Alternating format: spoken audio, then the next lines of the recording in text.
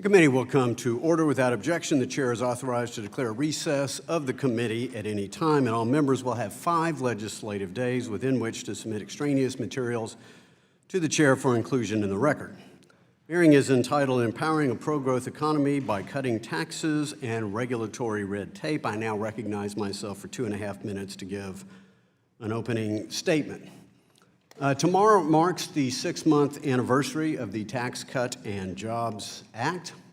And throughout the economy, we have seen incredible good news that has made a great difference in the lives of our constituents. Not only do we have tax relief, but we have a new regulatory agenda under this administration to right-size regulation and to help market participants actually comply and to ensure that the burden of this regulatory infrastructure is minimized so that we can have economic growth. And indeed we do. Average economic growth is now back to 3%. And why is that important? It is important because historically, no nation in the history of the world has enjoyed sustained 3% economic growth like the United States of America. And historically, you will see that the vast majority of job creation, the vast majority of income increases, the vast majority of poverty reduction all happens in 3% plus economic years. So far, in just 6 months, 1 million new jobs have been created. Unemployment is now tied for a 50-year low. Incomes are on the rise, fastest in a decade. Business investment is on the rise. Consumer confidence at a 17-year high. Small business optimism, and there is no better economic stimulus than business optimism, second highest level in 45 years. But not only do I see it in the stats, I hear it from my constituents. Just in the last couple of weeks, I heard from Brad in Wills Point. The bank my wife works for has given 2 raises and increased benefits since the passage of the act. I heard from Jim in Royce City in the 5th District. We take home $300 to $400 more per paycheck. I heard from Eugene in Chandler. I'll save about $1,500 in taxes this year. I'm retired and on Social Security and a 401k plan. Now I'll be able to travel a little more and see my grandchildren more. It is making a difference, but there is so much more to be done.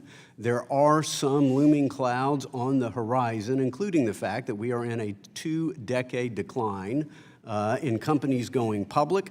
As recent as 2016, we saw entrepreneurship at a 40-year low. If we are going to compete with China, and particularly China 2025, if we're going to make sure that we have sustained 3% economic growth, there's much more to be done. The tax bill is behind us. The capital formation bill lies ahead of us. I hope that is something we can do on a bipartisan basis. I now recognize the ranking member for 3 minutes for an opening statement. Thank you, Mr. Chairman. Since we are taking the time today to discuss the effects of H.R. 1, the Republican tax scam, I'd like to make it very clear what is really in this law. The tax scam contains massive giveaways to the nation's largest banks, and Americans for Tax Fairness and Analysis finds that as a result of the lowering of the corporate tax rate, the nation's 6 largest banks will collectively save an estimated $14 billion in 2018 alone. Another report predicts that Wells Fargo will gain the most from H.R. 1 of any bank in the country. Banks are already posting record profits, but that isn't enough for my colleagues on the other side of the aisle. No, instead they push through this legislation that is lining the pockets of mega banks with even more money. The tax scam also provides huge benefits to hedge funds and other Wall Street firms through a 20% deduction for pass-through businesses. According to Americans for Financial Reform, 70% of pass-through businesses are in the financial sector. So all Americans should understand that this law has been very intentionally engineered by my colleagues on the other side of the aisle to benefit huge corporations on Wall Street and millionaires and billionaires at the expense of hardworking Americans and future generations. Rather than using this windfall to increase wages or hire more workers, corporations are overwhelmingly using the money for stock buybacks.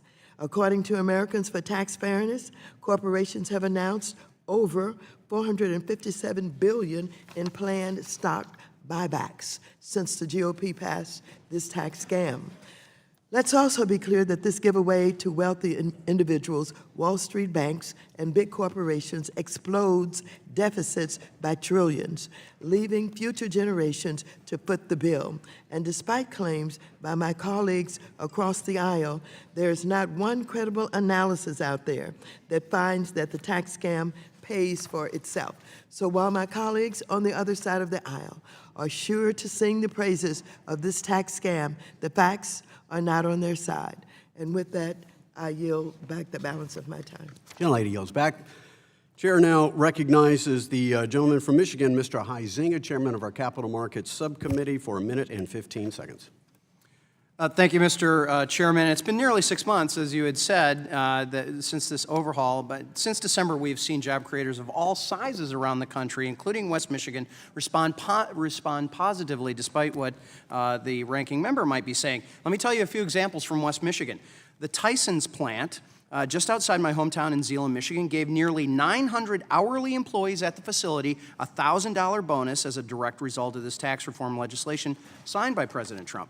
It's also a direct result of this new bill. Tyson is going to invest significant resources in this plant, making it even more environmentally friendly and opening a new product line that will create 65 new jobs. Last month, Amazon announced that it was investing $150 million to build a distribution center in Gaines Township, which is expected to create 1,000 full-time positions with benefits. In fact, one of the benefits being reported is an astounding 95% college tuition reimbursement for its employees. Now, then we have these smaller and medium-sized businesses. ADAC Automotive, which was founded in Grand Rapids and has locations across West Michigan, announced a $20 million investment in expansion that will create 50 new jobs. Allman Products, a manufacturing company in Spring Lake, adding 72. Beacons, an appliance retailer in Coopersville, is going to add between 10 and 20. Here's one of my favorites, Zach the Barber. Zach's Barber Shop is going from 2 shops to 3 shops, and he's also given all of his cutters a wage increase. So those are hundreds of small businesses like that. Let's build on this success. Time of the gentleman has expired. Chair now recognizes the gentleman from Michigan, Mr. Kildee, for 1 minute. Thank you, Mr. Chairman. And look, let's just sort of put the cards on the table. Under Republican leadership, all the committees are holding these hearings to try to sell what they couldn't sell 6 months ago, and that is a tax bill that disproportionately benefits people at the very top. There was a report that was just released that shows that while people at the top of the income scale, the top 1% on average, get $57,000 in tax relief, while a middle-income family in Michigan might get $700, they give back $1,500 through increased health care premiums that they end up paying as a result of the fact that the very tax bill that was supposed to provide relief increased health care costs for working families. So when you see the anecdotes listed on the other side, and I get it, I am curious as to why companies are providing one-time bonuses rather than pay increases. I'm also kind of curious as to why the anecdote of $250 billion going to CEOs and wealthy shareholders through stock buybacks isn't being mentioned. That's where most of this money went. This is a tax scam, and we ought to make sure that people understand that. Thank you. Time of the gentleman has expired. The chair now recognizes the gentleman from Missouri, Mr. Lukemeyer, chairman of the Financial Institutions and Consumer Credit Subcommittee, for 1 minute and 15 seconds. Thank you, Mr. Chairman. With economic growth expected to surpass 4% and unemployment matching the lowest rate in half a century, American optimism is high and our economic future is bright. Thanks to President Trump's leadership, the American economy is finally on the right track. When I'm home in Missouri, I hear stories of how tax reform is positively affecting my constituents' lives. One such story is that despite a bad winter, the local car dealer in Jefferson City told me he had one of the busiest Februaries in his history. He credits one event as the reason for his customers being able to afford new cars: tax reform. Another constituent of mine, a small business owner in St. Charles, told me that because of passage of the Tax Cuts and Jobs Act, she was finally able to expand her business and hire more employees. Simply hoping this economic momentum continues would be a mistake. Thankfully, the President just signed into law the most significant pro-growth banking regulatory reform bill in decades. The tax bill isn't perfect, and tweaks will need to be made, but economic prosperity is within reach. A more reasonable tax structure and responsible regulatory regime will continue to support a surging U.S. economy. Mr. Chairman, with that, I yield back. Gentleman yields back. Chair now recognizes the gentleman from California, Mr. Sherman. A wise man said, "If I see far, it is because I stand on the shoulders of giants." Some 15 million jobs were added to this economy between when Dodd-Frank became effective and when Obama left the Oval Office. That 15 million, added to the 2 million that we've seen since, has given us a low unemployment rate. But 15/17 of that job increase occurred before Trump entered the Oval Office. As to the tax bill, you can have a 0% tax on the profits of your factory only if you move the factory overseas. Harley-Davidson has learned that, and as soon as the president capitulates on trade, and he will, you can be sure that other companies will learn it as well and move their factories overseas. Zero federal tax. And finally, imagine if Countrywide had a program. They give you $500 up front, maybe a $1,000 bonus. And then in the fine print, they increase the family mortgage by $34,500. Everyone in this room would have said that's an outrageous consumer ripoff. Yes, people have gotten some $500 and $1,000 bonuses, but your share of the increase in the national debt, if you're a family of 5, is $34,500. Not even Countrywide would think to increase your debt by that amount and sell it to you with a $500 or $1,000 bonus check.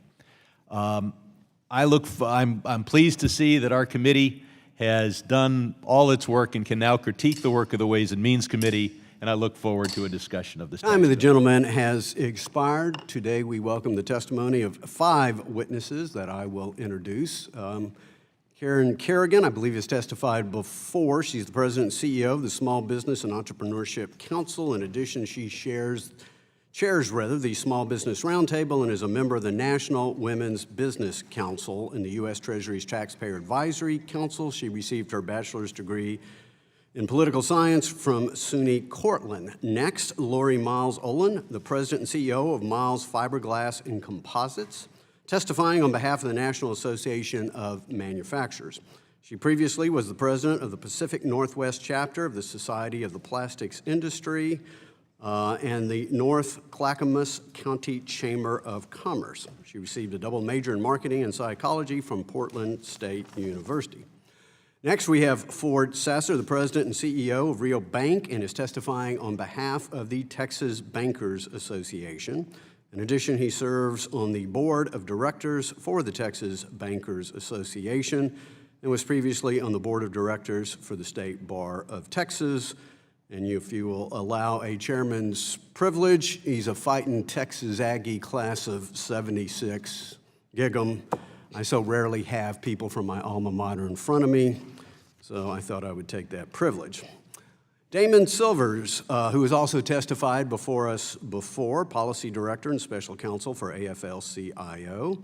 Mr. Silvers serves on the Investor Advisory Committee of the SEC, or has, and is on the Treasury Department Financial Research Advisory Committee, and along with myself, had the opportunity to serve on the oversight panel of TARP. Previously worked in the Harvard Union of Clerical and Technical Workers, received his bachelor's degree, JD, and MBA from Harvard University. Mr. Silvers, good to see you again. Last but not least, another fairly frequent witness before our committee, Mr. Paul Stevens, President and CEO of the Investment Company Institute.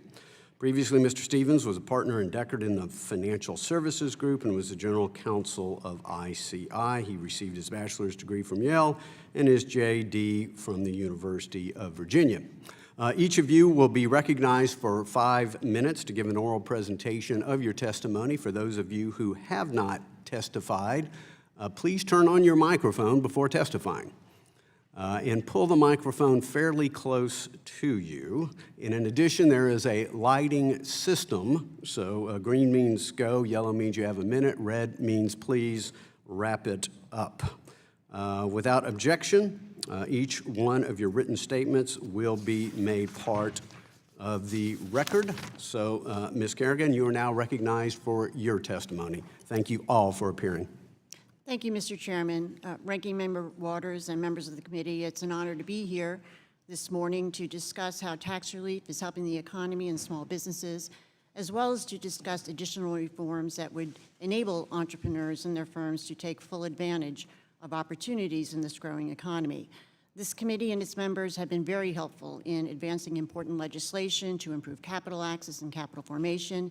Many of these bills have been supported by my organization, and on behalf of SBE Council, I thank you for your leadership and your work. In my written testimony, I note an array of reform bills to improve capital formation, most of which are strongly bipartisan, that are especially timely and needed given strong small business optimism, their positive outlook on the economy, and their future plans for expansion, hiring, and investment. Small business optimism has remained strong and consistent for over a year and a half and has been buoyed by the Tax Cuts and Jobs Act. Regulatory certainty followed by tax relief has been a powerful policy mix that has markedly improved the business environment, revenues and sales for small businesses, and their growth opportunities. All the key surveys that measure small business confidence are consistent in their findings. Confidence is exceptionally high, and by some measures has reached historical highs. The views of our members are consistent with these surveys and with the findings of key indexes that have reported on the effects of the new tax law. It is providing them with extra capital to compete in the economy. The spring 2018 Bank of America report found that entrepreneurs identified the new tax law as game-changing for the health of their businesses. 71% expect to receive savings from the new tax law, and many have plans to use these funds to fuel growth, investing back into their businesses, providing raises and bonuses, hiring more employees, expanding operations, paying off loans, and making capital improvements. A May 2018 Lending Tree survey shows similar results, with 65% of small businesses expecting to see tax savings. Again, these savings are being channeled to productive use, and whether entrepreneurs decide to pay off loans, make capital improvements, increase wages, or hire more workers, each and all of these actions are important to the health and viability of their firms, as well as for the strength of the overall economy. Looking forward, small business outlook for the future of their firms and the economy is very positive.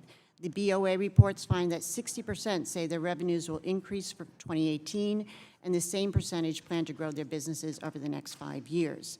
This positive economic environment is being sustained by solid consumer confidence and stronger business investment, and I note the specific numbers in my written testimony. So moving forward, I'll wrap up where I began, and that is access to capital. It is more important than ever that the bills, the reforms advanced by this committee and the full House in many cases make their way into law. The Helping Angels Lead Our Startups Act, Fostering Innovation Act, Encouraging Public Offerings Act, among others, include common sense reforms that will improve capital access and lead to powerful results for entrepreneurs and small businesses. Also, the latest bills considered by the committee, the Main Street Growth Act and Small Company Disclosure Simplification Act, will do the same. We believe it's also time to revisit and implement reforms to regulated or Title III crowdfunding. It is doing what its supporters, like us, hoped it would, and with some updates to the Jobs Act, the early and positive successes will grow exponentially. Also, thankfully, the Congress is updating thresholds across many areas of the law, and the same needs to be done to Section 1224, Small Business Stock, which allows investors to deduct losses taken on investments in C Corp startups. The current thresholds were last updated in 1978. These last two items I mentioned, along with the other reforms championed by this committee, are critical to helping entrepreneurs and startups take advantage of growth opportunities in this economy. They also could play a significant role in mobilizing capital and fueling the success of opportunity zones that have also been established by the new tax law. In conclusion, Mr. Chairman, there has been great progress for entrepreneurs and small businesses. More work needs to be done, and SBE Council stands ready to work with you and the committee members to ensure vibrant and competitive U.S. capital markets, which in turn will help entrepreneurs and firms access the capital they need to grow, innovate, and compete. Thank you.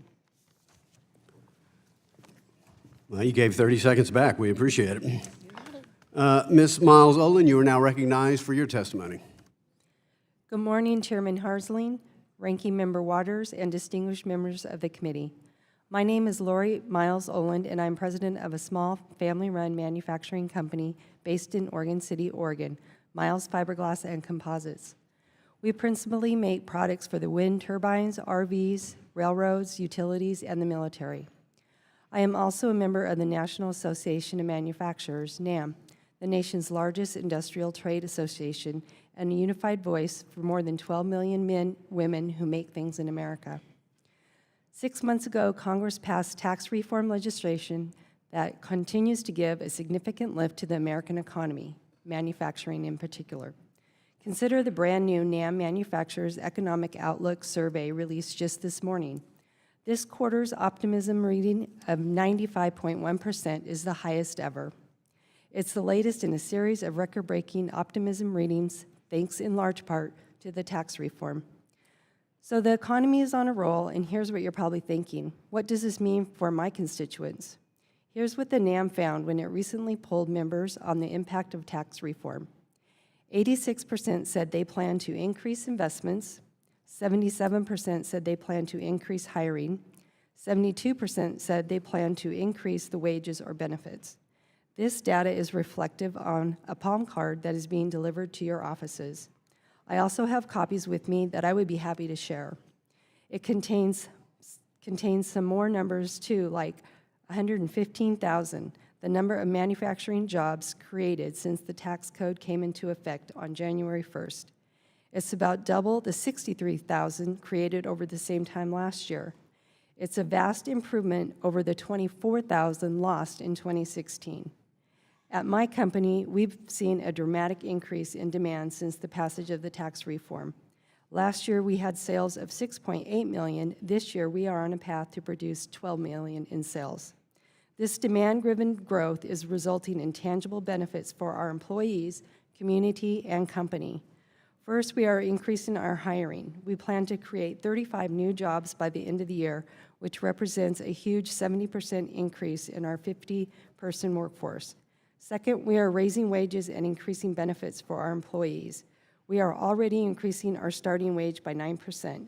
Now we are implementing a new Learn to Earn program, which offers employees the ability to increase their pay further by up to $1.50 an hour for each time they get trained in a new skill.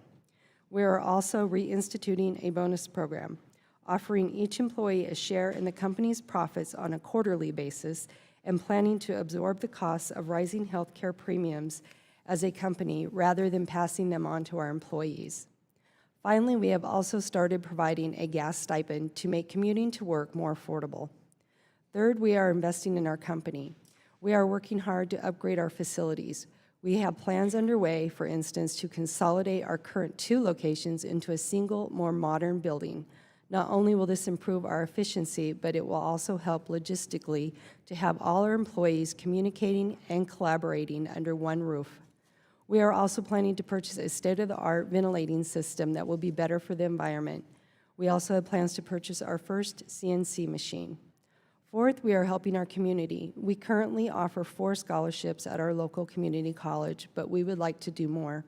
We partnered with the Scouts to help them earn their composite merit badge and had put this on hold until this year.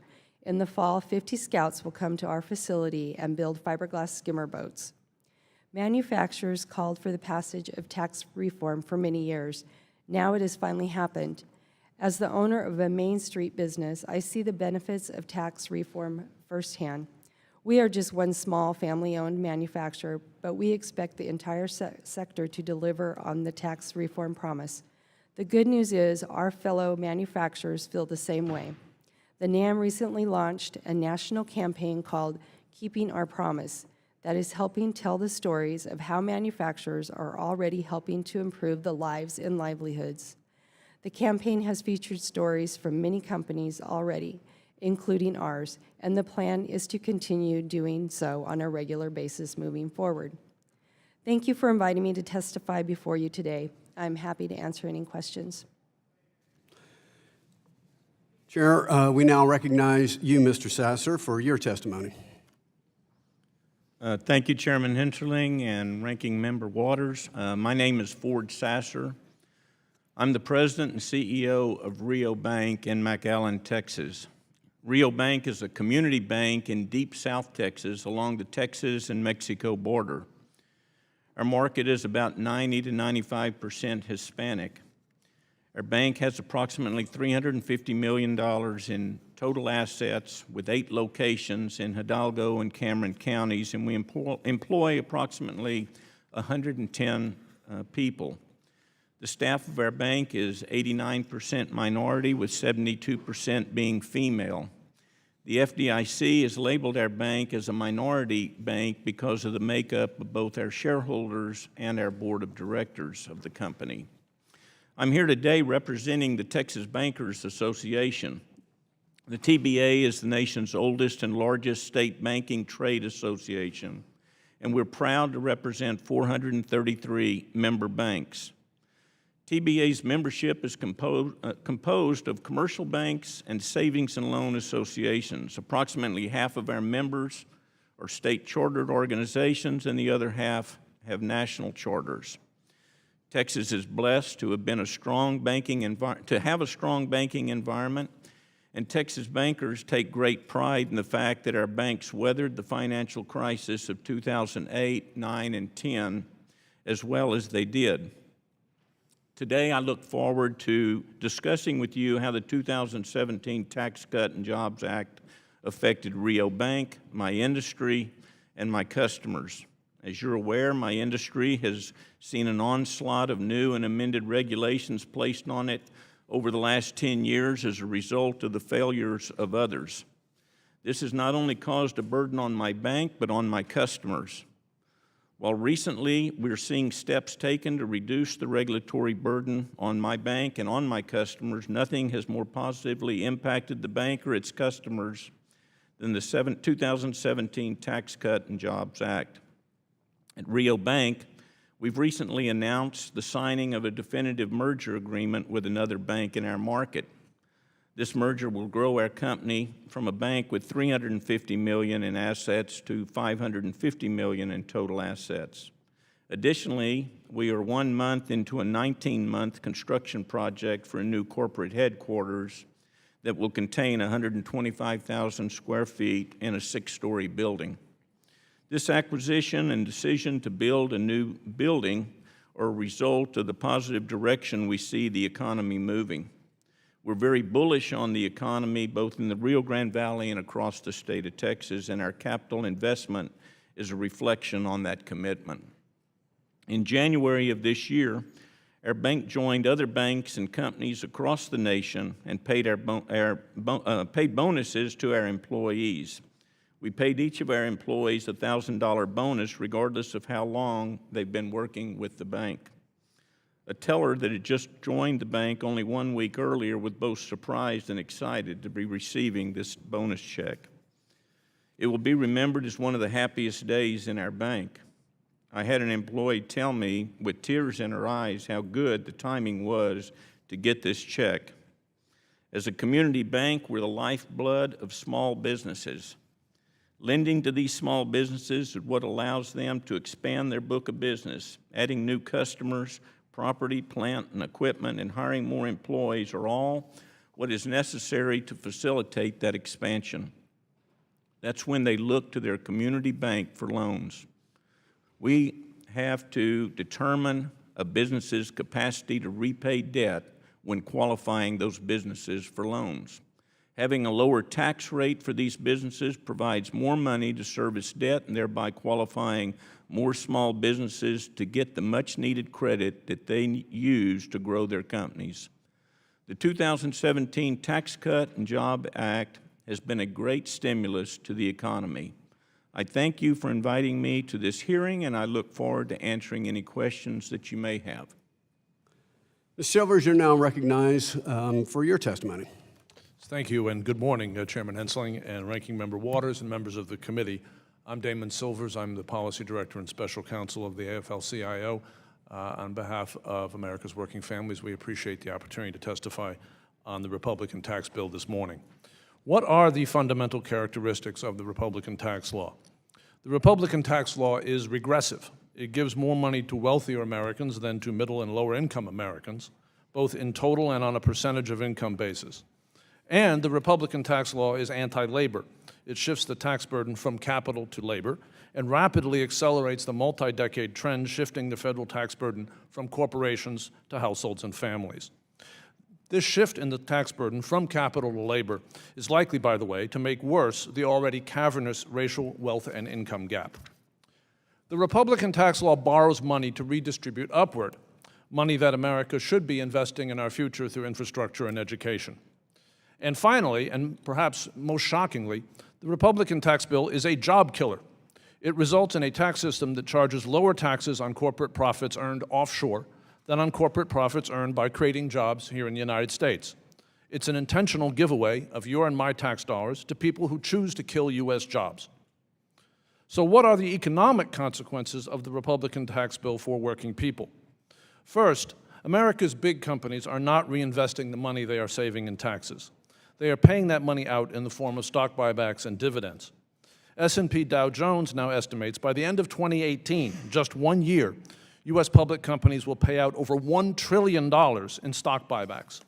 As a result, the Federal Reserve's tracking of new orders of non-defense-related capital goods shows investment levels flat since the end of last summer, at levels below that of the period from 2010 to 2015. The consequences of these underlying trends is that the Republican tax bill so far has had no impact at all on job creation.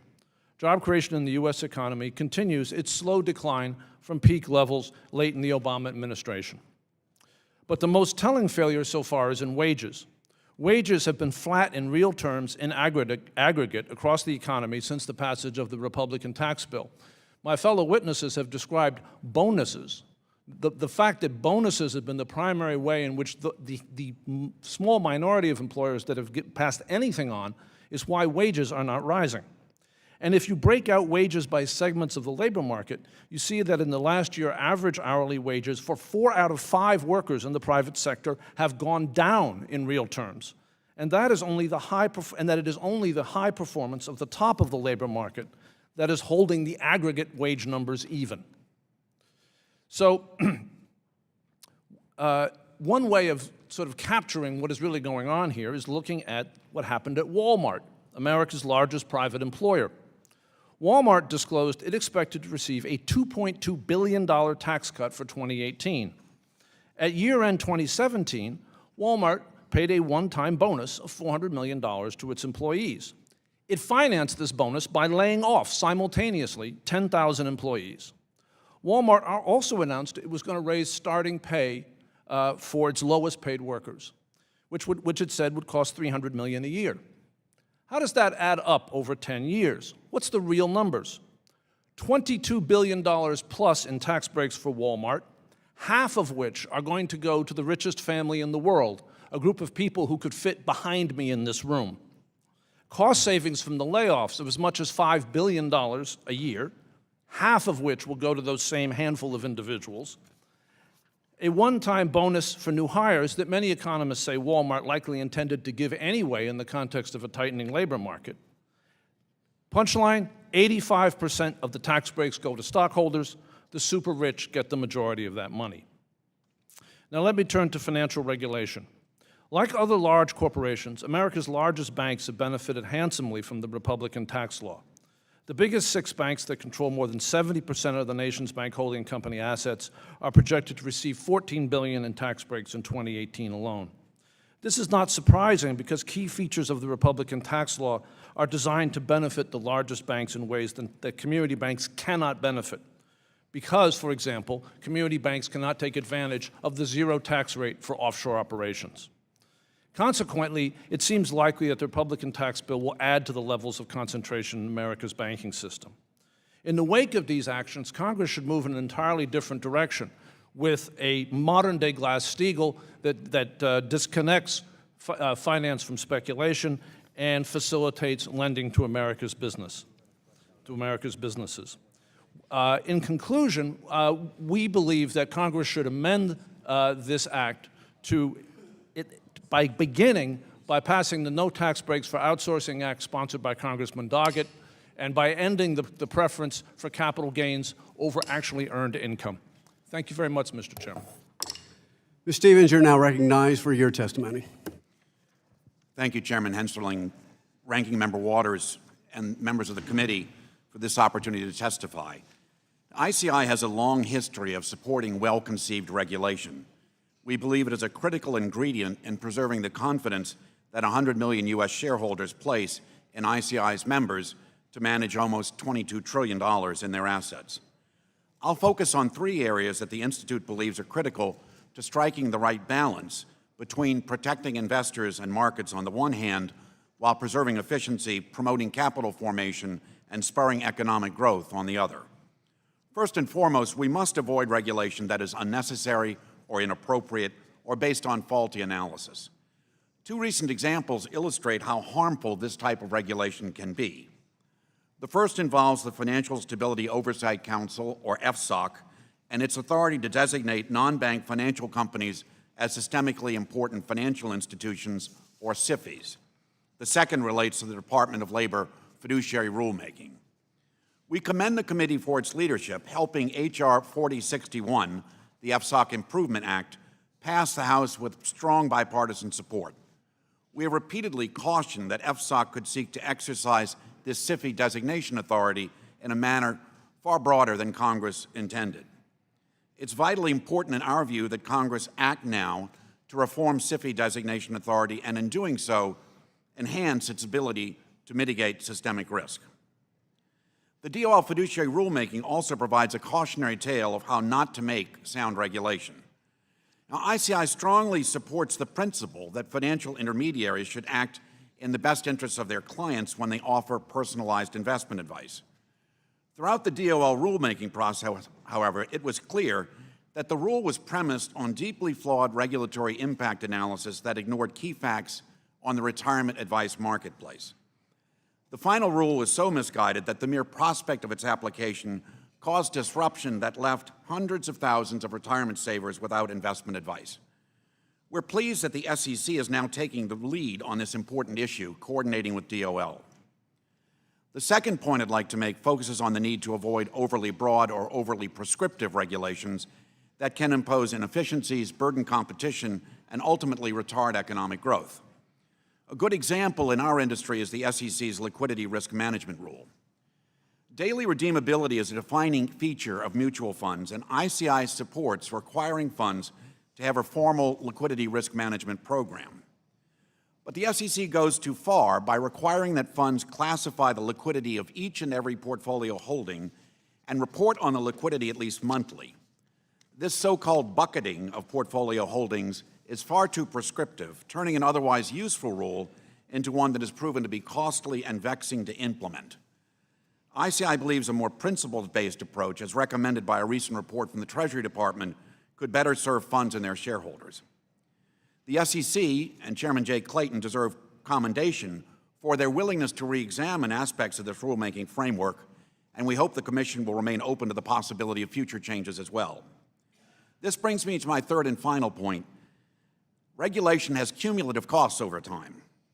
Now, the registered fund industry is a highly competitive one. Thanks to an array of diverse players, U.S. shareholders pay lower costs than ever before, enjoy higher returns on their investment, and have a wide variety of choice. But we can't take this competition and the benefits it provides for investors for granted.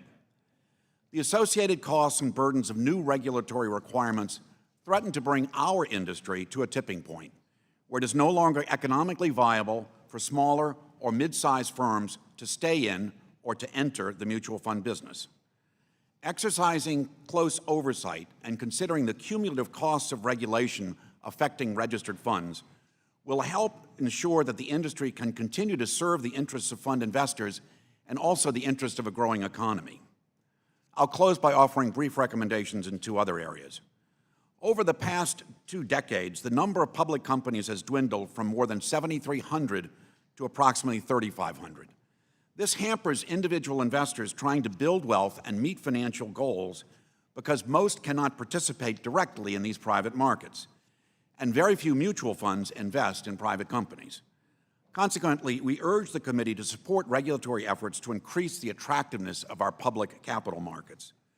Finally, in my testimony, I suggest a sensible change to tax code that would increase U.S. mutual funds' ability to compete for foreign investment dollars and help spur further innovation and job growth in our industry.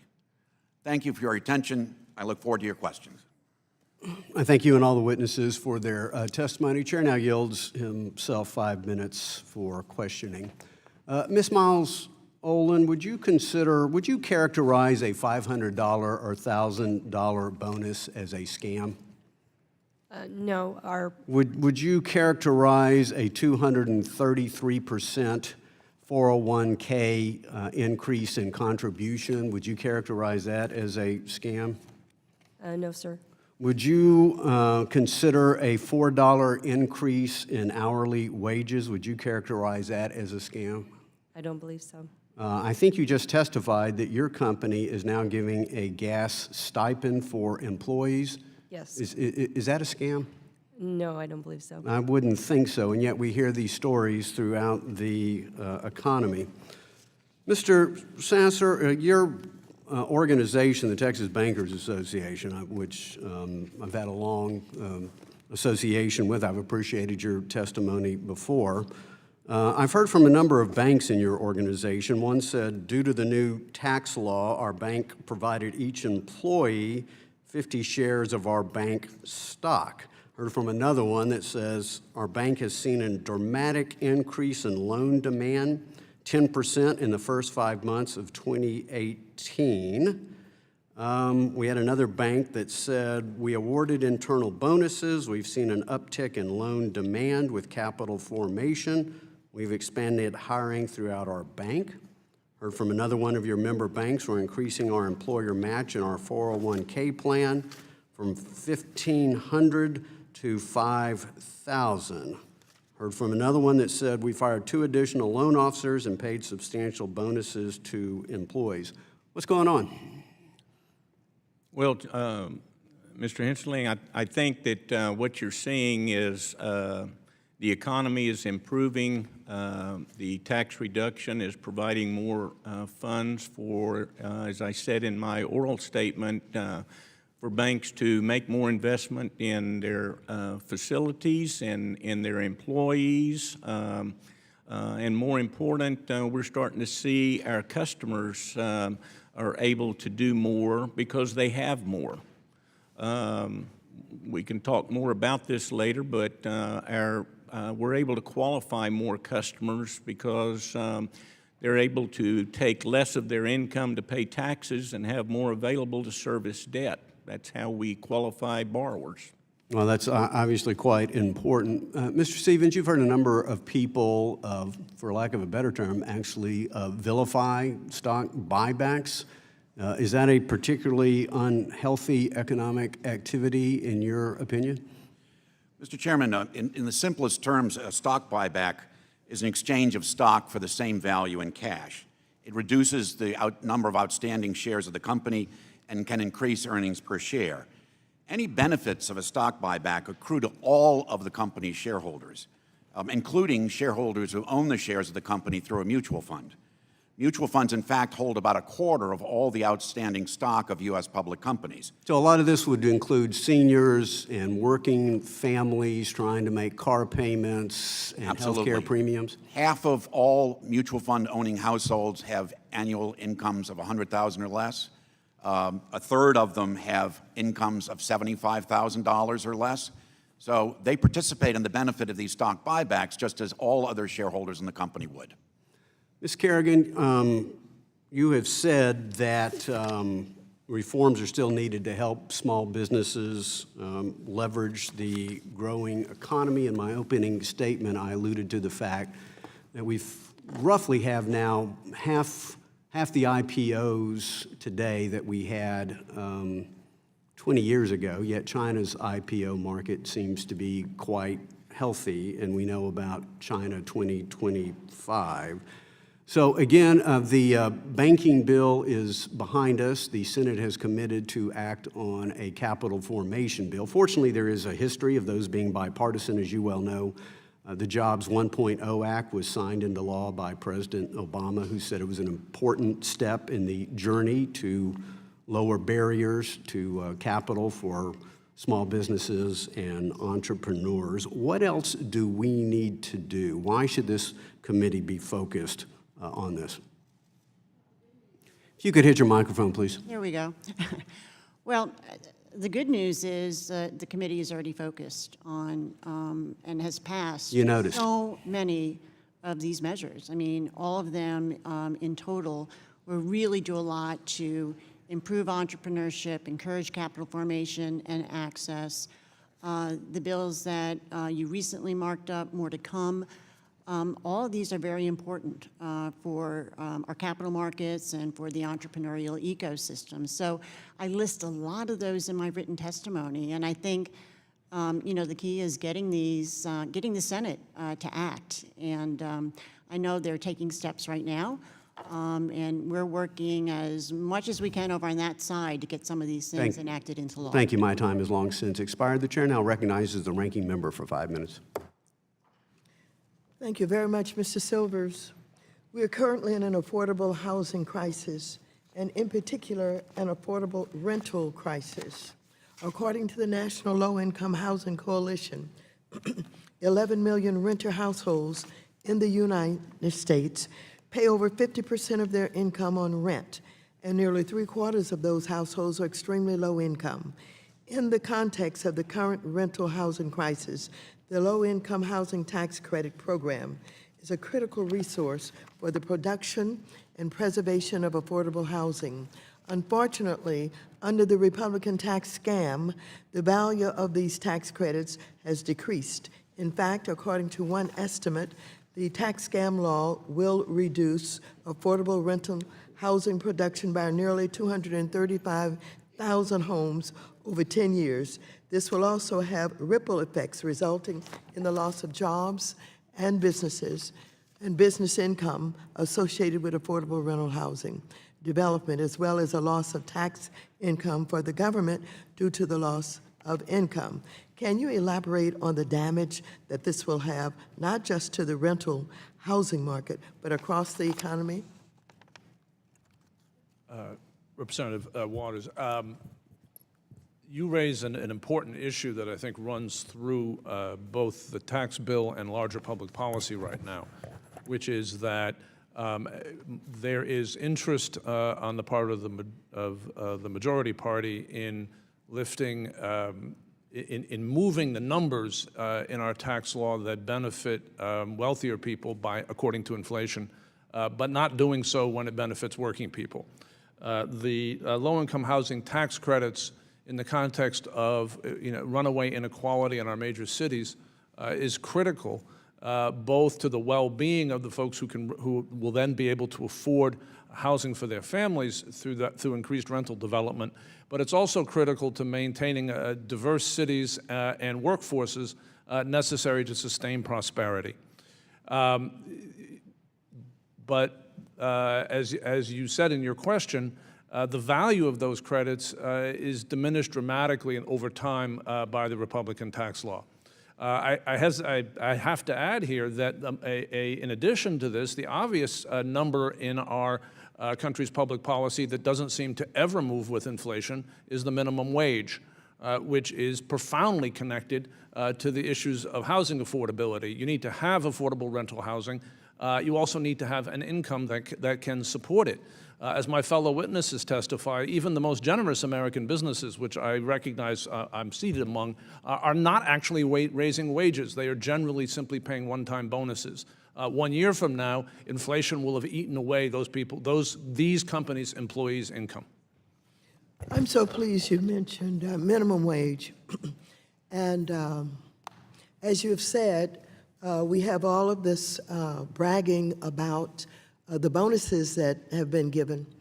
But do you know, or do you have the information to help us to understand how many of these businesses that have received these big tax breaks are increasing the minimum wage to at least $15 an hour?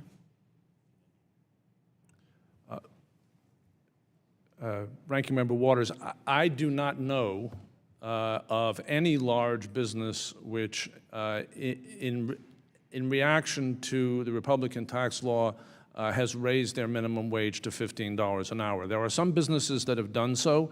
They have pretty clearly done so in reaction to mass protest by their employees or public or local and state efforts to raise the minimum wage.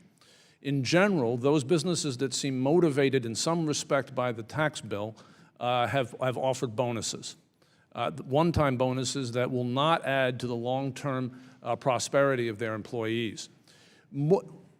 But the reality here, and you see it if you dig into the testimony of my fellow witnesses, is the businesses that are even offering the bonuses are a tiny minority, both of businesses by number and by employee count. So depending on what number you look at, the number of businesses actually doing anything for their employees in any kind of coincidence with the tax bill is somewhere between 5 and 15%. And you alluded to inflation and how a lack of the increase in wages really harms the average worker who has not gotten an increase in wage, and this one-time bonus is being described as something significant that the businesses have done as a result of the tax increase. You want to elaborate on the lack of increase in wages? Yes, well, thank you. I'll be very brief about this. What we're seeing in the economy as a whole and for the workforce as a whole, which is, after all, the real measure of the tax bill, is flat wages. But it's worse than that because it's quite clear that the majority here in Congress intends to whack workers with substantial increases in health care and retirement costs that are going to eat away at their income. Frankly, the wealthy here are laughing all the way to the bank, and the bankers are laughing there too. Thank you very much. Time of the gentlelady has expired. The chair now recognizes the gentleman from Missouri, Mr. Lukemeyer, chairman of our Financial Institutions Subcommittee. Thank you, Mr. Chairman.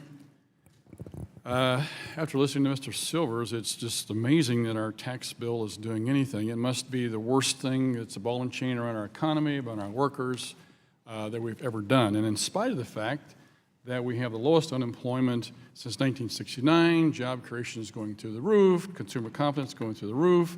I was understood last night that we've actually got 9 separate car companies that are expanding or moving to Michigan. Ms. Miles Oland, you represent National Association of Manufacturers. What have you seen? Well, for me, particularly in Oregon, our sales are way up and we can't find enough workers. And that's where we are, as well as when I talk to other of our constituents in Oregon, it's the same problem. You can't find enough workers.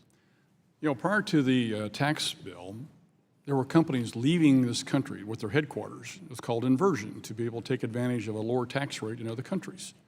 Since we passed the tax bill, my understanding is that that's stopped. Is that correct? That's what I've seen. I mean, our phones started ringing off the hook in January, just from Genie, Lyft, Vestas, all kinds of. And in fact, some of those companies actually have come back. Yes. I was talking to one just the other day. They had 600 employees. They took it out of the country, went to Southeast Asia, and now have come back to the United States. It's amazing how that works. Ms. Kerrigan, you represent small business entrepreneurs. We, in this committee, back last spring, we had Chairman Yellen of the Fed in here, and she was quoting a Fed survey that talked about how great everything was with small businesses, and 35%. And so my comment to her was, well, you're only telling part of the story, Madam Chair, because 35% of them were able to get money. The other 65% weren't getting any loans at all because they didn't want to get any loans at all.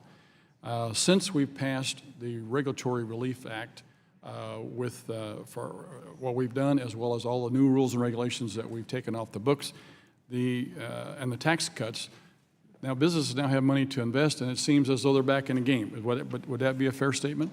Oh, very much so. You know, there was a lot of confidence over the past year and a half, and definitely the tax relief has fueled growth and has fueled investment.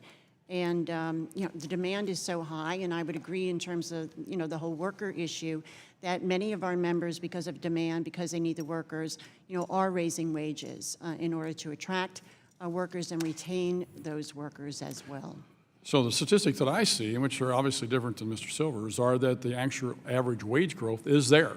Average workers' wages are going up across the board around the country. Is that what you see?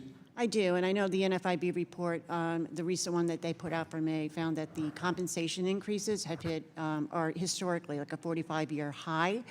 A Gallup Small Business Index also finds that, 60% of small businesses plan to increase wages over the next several months. Mr. Sasser, as a banker myself, I can tell stories all day about how important it is for the individuals to have increased wages by allowing them to keep more of their money. This is what they did. They allowed, the tax cut allowed people to keep more of their money. It's not the government's money, it's their money, which is a very important point, which right now, members on the other side of the aisle support a tax increase, which means they believe that the government has a right to the money in your pocket.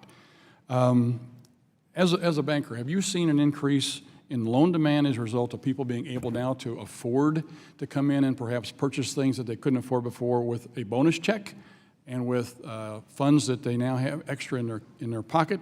There's a statistic out by the Federal Reserve, I think, that 40% of the people, or 46% of people can't afford a $400 bill tonight.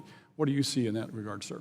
Well, we're certainly seeing consumers being able to buy more, but just as important, I'm also seeing businesses able to grow. I see their profits up. I see them, because of having to pay less taxes, they're able to borrow more money in order to grow their businesses. Isn't it wonderful that they actually keep their money and invest it as they see fit rather than the government investing it for them? Mr. Stevens, I've got it very quickly, just one quick question, and I'll follow up on the chairman here with regards to buybacks. You were just saying a minute ago that when you buy it back, that the entity or the individuals you purchase that stock back from, they get cash for that, do they not? And then they get to reinvest it again, right? Correct. And that's how you stimulate growth with all this. Also, do you not have a stronger company whenever you have a company that's buying its stock back and they can leverage that strength to do more things? It can certainly be accretive. There are lots of reasons they would do it. Dividends are another way of returning capital to shareholders. Thank you very much. My time's expired. Thank you, Mr. Chairman. Time of the gentleman has expired. Chair now recognizes the gentleman from Massachusetts, Mr. Lynch. Good morning. Thank you, Mr. Chairman, and the ranking member for holding this hearing. I want to thank all the witnesses for helping this committee with its work, and Mr. Silver in particular. Thank you for all of your work on behalf of working families in this country for a very long time. I've appreciated your counsel and your advocacy on behalf of workers and their families. One of the more bizarre aspects of the Republican tax bill, which was really mystifying to me, was the fact that it treated companies better who shipped their jobs overseas than, at least their affiliates that moved overseas and created jobs in other countries, than it did the companies that stayed here and put Americans to work. I could not figure that out. And then on repatriating the profits that they made overseas, again, they were treated very generously, I would say better than American companies. And, we were hoping here, and we had debate in committee, and I know on Ways and Means, about if we had just put a decent tax rate on that money coming back into the country, we could have paid for a huge infrastructure bill where no American company or taxpayer would actually pay for that. It would come from foreign profits from those companies that move jobs overseas. I thought it was a perfect solution, but it was a missed opportunity in this bill. Can you talk about that, about the creating the incentives to create jobs in this country for Americans instead of giving more favorable treatment to companies to move their jobs overseas? Congressman, thank you for asking about that. I view this particular provision of the tax bill as the most egregious provision in the bill, and the one that is most misleading. I've been careful in my testimony not to characterize the bill as a whole as a scam, but I believe this provision is a scam in the sense that when President Trump ran for office in 2016, he talked extensively about how we had a rather complicated system of corporate taxation called deferral that subsidized companies moving jobs offshore by enabling companies not to pay taxes until they brought the money back. right? One would assume that if you were saying that there was something wrong with that, you wouldn't be in favor of a tax measure that didn't tax companies' offshore profits at all, right? And it seems to me that campaigning against a kind of complicated tax benefit, right, and then instead of fixing it, making it 1,000 times worse, right, is the textbook definition of a scam. Now, I think this is even more egregious because you really are making it very difficult for the leaders of America's businesses to do the right thing. It is very difficult to ask a corporate CFO to make the choice between building a plant on Main Street, for example, Mr. Sasser's hometown, right, when the tax rate, even in this bill, will be 22%. Whereas if you build that plant in a tax haven, Ireland, one of the export processing zones in the Caribbean, you can get a 0% tax rate in the company you're operating in and a 0% tax rate here. A person, a fiduciary, is going to have a hard time doing the right thing. I'm not sure it's that person's fault who makes that decision. I think that responsibility lies here in Washington, at the White House, and in the offices of the leadership of this Congress. Thank you, Mr. Silvers. I agree. There are a lot of people that had opinions on the tax bill, but and I like to, get a diverse set of opinions. I do want to note that Goldman Sachs, one of the reports that I read, Goldman Sachs reported, it basically laid out the bill and predicted winners and losers, and it projected that the single biggest winner in the banking sector from this Republican tax bill will be Wells Fargo, who robbed their own customers, set up fake accounts, charged them fees without any authorization, basically robbed their own customers, got billion-dollar fines, but then to the rescue rides the Republican tax bill and makes them the biggest winner, permanent tax cuts, and regular working Americans who got robbed, they get a temporary tax cut, only to be dealt with later. So I want to thank you, Mr. Silvers, again for your great work, and I yield back the balance of my time. Gentleman yields back. Chair now recognizes the gentleman from Michigan, Mr. Huizinga, Chairman of our Capital Markets Subcommittee. Thank you, Mr. Chairman, and I'm just stunned by some of the conversations that are happening here about these bonuses. This is the equivalent of calling these crumbs, and that it doesn't matter to people, and that somehow or another this is not going to move the needle at all. And this notion of having $15 an hour, and that the ludicrous statement that there hasn't been a major company that has announced any of these kinds of movements of wages. I guess the 94,000 employees that work at Charter Communication wouldn't qualify as a large company, apparently, or in our space with the Financial Services Committee that we work with, PNC Bank, Bank One. I've got a list here that I'm tempted to submit that is regional banks, Great Western Bank Corp, Regions Bank, Humana increased its wages, Wisconsin-based, I'm stealing your thunder, with Johnson Bank raised it, Key Corporation, MB Financial, Marsh & McLennan, SunTrust, it goes on and on and on. But Mr. Stevens, I have a question for you. So we've seen about these bonuses, $1,000, $2,000. In the long run, what would a $1,000 investment today translate 30 years from now if someone were to take that bonus and invest it? Albert Einstein called compounding the most powerful force in the universe. So if you took a $1,000 bonus today and you decided to invest it, and you invested it in an individual retirement account quite conservatively in a 60-40 mix of stocks and bonds, over a 30-year period, you would have $20,000 for retirement before taxes. That crumb just got bigger. A lot bigger. Okay. It might even be a loaf of bread at that point. Well, and Chairman Huizinga, there's also reports that companies are using this opportunity to improve their 401k plans. And so...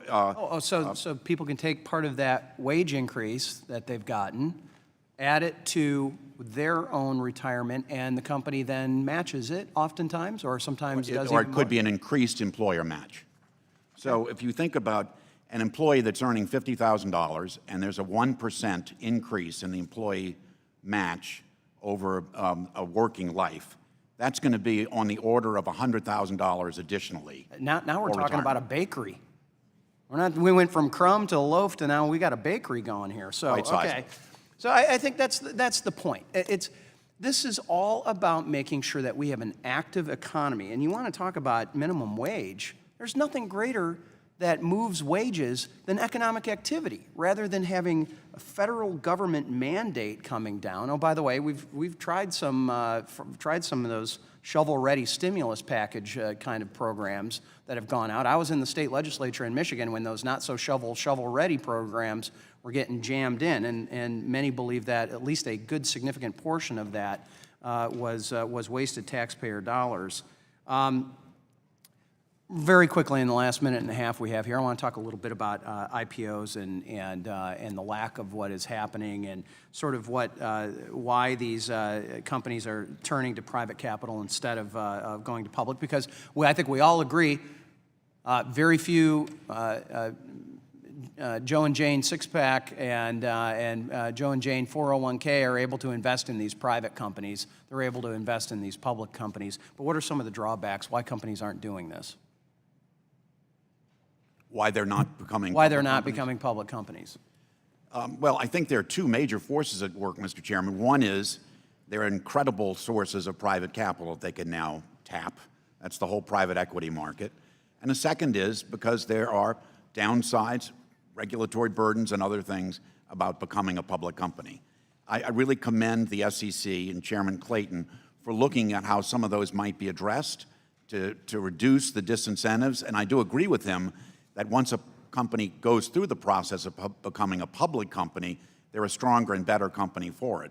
The reason that we're concerned about this is because the 100 million ordinary investors that we serve can't access those private equity markets. We depend upon a robust and growing public sector. And so what do you think is the biggest deterrent? Is it the regulatory side of that hurdle? I mean, we've seen estimates of it being millions of dollars to convert from a privately held company to a publicly held company. It's certainly a costly process, but it has costs and consequences that over a longer period of time, because you're subject to disclosure, you're subject to reporting, you're subject to a whole series of SEC requirements. My time has expired. Thank you. Time of the gentleman has expired. Chair now recognizes the gentleman from California, Mr. Sherman. I want to address Mr. Stiver's discussion with Mr. Stevens. Says that $1,000 bonus could be $20,000 30 years from now. But this tax bill increases your family's share of the national debt by $34,500 over the next 10 years. But then, to make things even, since we're talking 30 years from now, you take that same rate of increase for another 20 years to the year 2048, and you're looking at nearly $200,000 as your share of your family's share of the increased national debt, all to get that $1,000 that, if you invest with Mr. Stevens, grows to $20,000.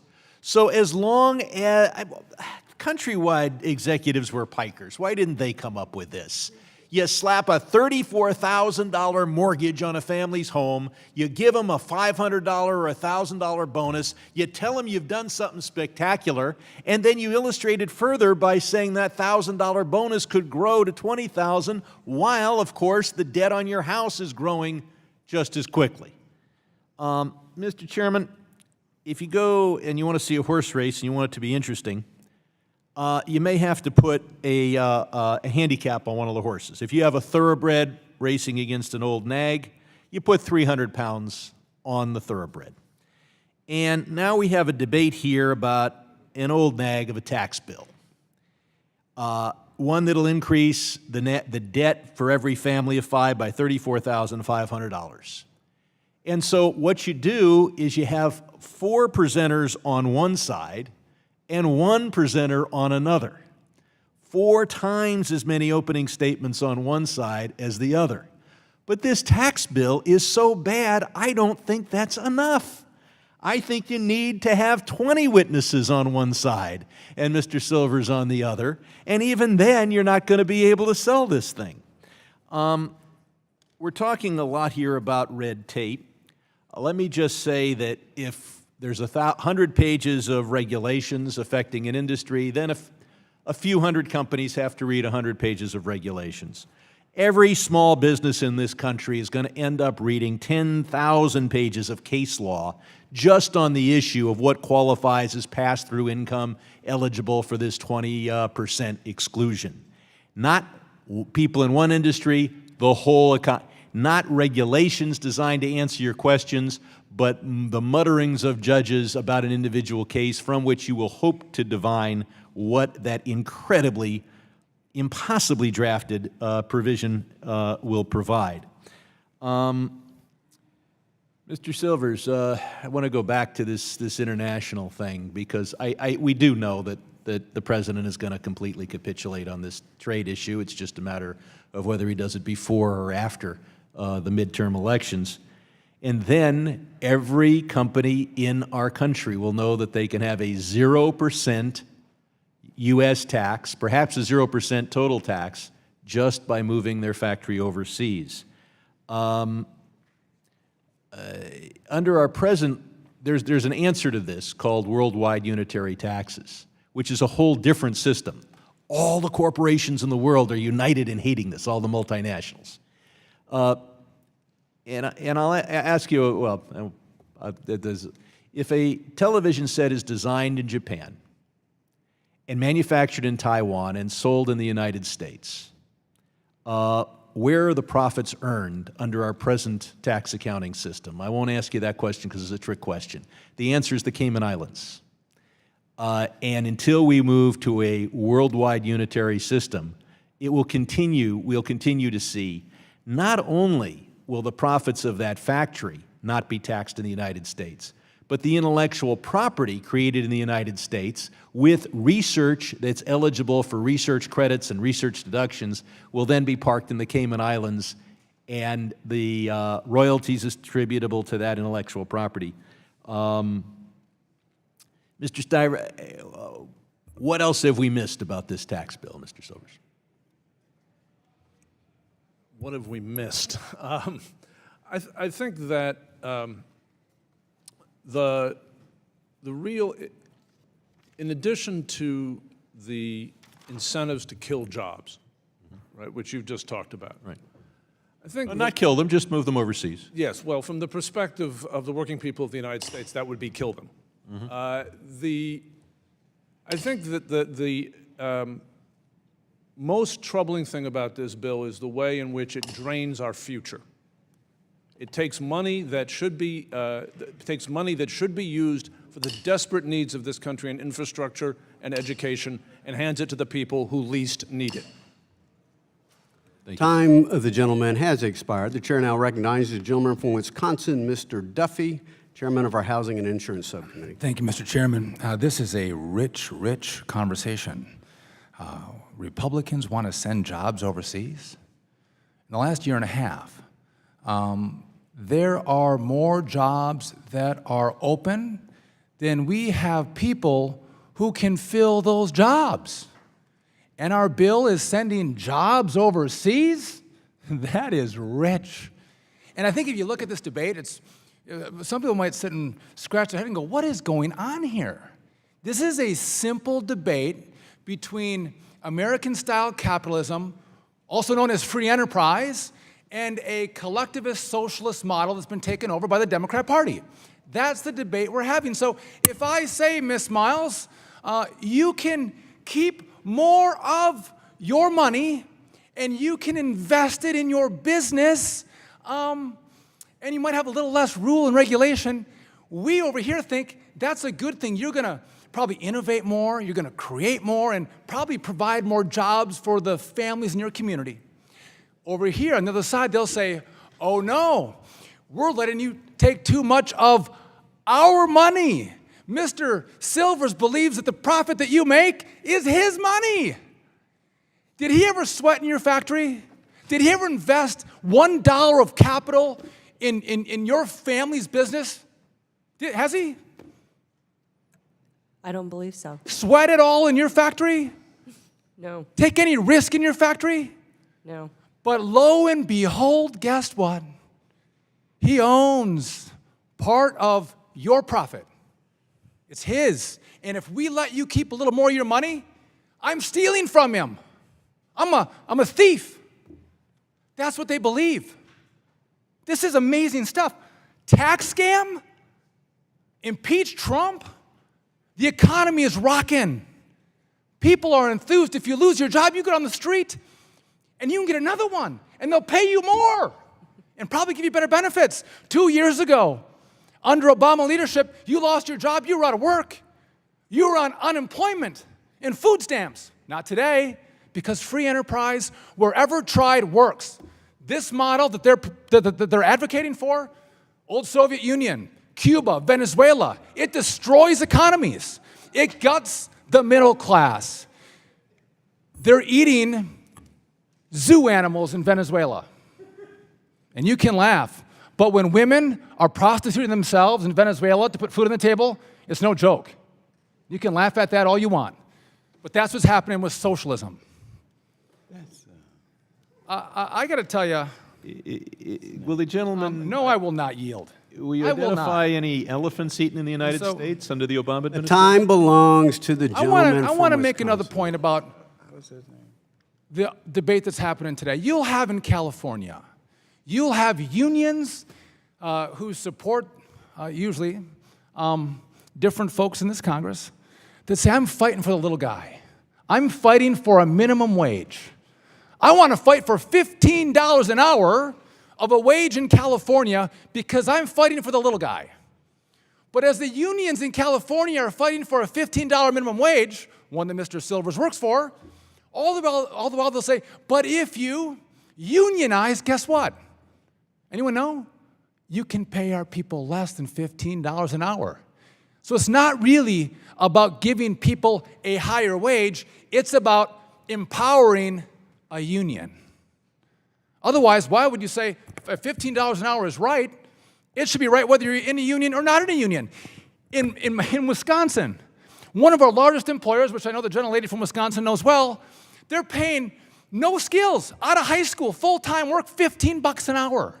And if you work the second shift, you get another $1 an hour. And if you work Saturday, it's $2 more an hour. So if you work the second shift on Saturday and Sunday, $18 an hour with a high school graduation. That's amazing. What a growing economy and free enterprise can offer an economy in the middle class, what it does for upward mobility. But I'm shocked to listen and hear people tell America that they did your work, they sweated in your shop, they took risk to grow and expand. They're the ones that feed the families in your community. And when this Congress gives you a tax break, you're stealing. What do you think, Ms. Miles Olin? When we give you a little tax break and let you keep a little more of your money, what do you do with it? We reinvest it in the company and we pass it on to employees. God bless you. I yield back. Time of the gentleman has expired. The chair now recognizes the gentlelady from Wisconsin, Ms. Moore. Well, thank you so much, Mr. Chairman. And I, too, am from Wisconsin, so I sort of walked in on the discussion of communism and the free market. So it's the right committee. I want to direct my questions starting with Ms. Kerrigan from the Small Business and Entrepreneurship Council. Thank you so much for your testimony. I did take time to peruse it. And you talk a great deal about consumer confidence and some surveys that you have done, the optimism that this tax bill has provided. And then you went on to talk about how increased wages and benefits. And you talked about 15% of these proceeds from the tax bill would go towards wage increases and bonuses. Can you just give us a breakdown of what percentage of those wage increases went to CEOs versus regular employees? The excuse me, the surveys that I mentioned are surveys of all small business owners, right? So these are, they are surveying small business owners, asking them what they are doing with their tax savings. 15%. So they are passing them on to their employees in the form of higher wages. Okay. Different surveys has different results. I think the one that you're referring to Okay, is, thank you very much for that. I don't have my glasses on, so I'm having a hard time seeing names here, forgive me. But our banker, I have a question for you.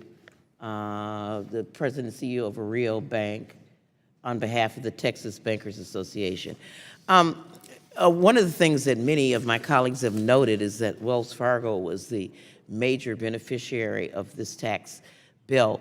And what we've also noticed is that the structure of the tax bill, 70% of the benefits went to businesses in the financial sector, brokers, hedge fund managers, and so on. And so I guess my question for you is twofold. Number one, the year-end bonuses that people got. Is that customary? Did this tax bill incentivize banks to give bonuses, or is this something that they do regularly?